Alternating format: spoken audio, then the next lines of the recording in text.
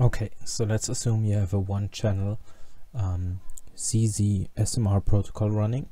So you have the patient hooked up, then you have an one-channel EEG, and here we see theta inhibit, low beta or SMR reward, and high beta inhibit.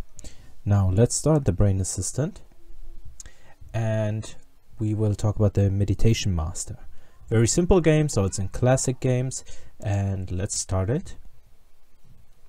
I will not start it in full screen, so you can see all the other parameters simultaneously. So there are multiple characters you can choose. So usually there's also a wizard, there's the monk, and there's a genie. Let's go with the monk. And again, this looks now a little off because it's only in a small tiny window, but later it will be full screen when you start it. You can just go on the game itself and then go on this settings button, and once you're here you can choose full screen, this button here, or you can choose the resolution. When I change this resolution, you see it will display in a bigger scale.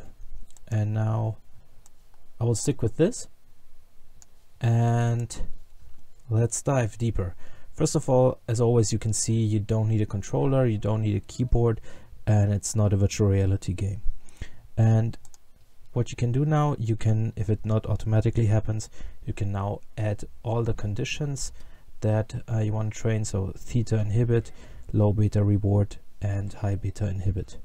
And so we added all of this to the game, and now as you can see, the monk is already moving. The only settings we can now choose is the sensitivity of negative and positive effect. So it's very simple. So there's no change when you set difficulty to different levels.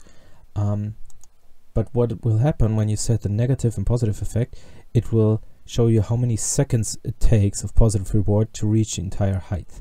So this is on 5 and 5, and I think this is the best leveling. So if I now go on 1 and 1, let's see what happens. The monk, as you can see, is now moving more rapidly. Goes quicker up and down. Let's go to the other extreme values. Let's go to 9 and 9 maybe. As you can see now, the monk is barely moving, even though we have a positive reward or a negative reward. Let's wait until we have a negative reward. Right now you see it still stays up there, so we need to go a little more into negative. And you see now it takes a long time to decrease because it reacts very slow and very fatigued. So I would recommend to place this on 5 and 5. This is not too hectic, but still this is fine to watch. In my opinion, I like to use the media center as well. So I like to combine this with the media center as well. So this is a different video, but I like to play music on Spotify or YouTube or whatever you like, and then when the monk flies up, then you play music, so your reward, and when the monk goes down, so no reward, you will not hear any music.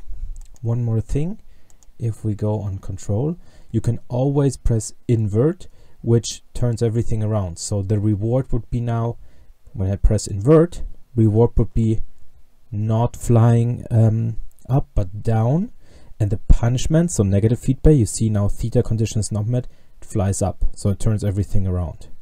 Obviously people usually like a reward, the monk flying up, so I don't press invert.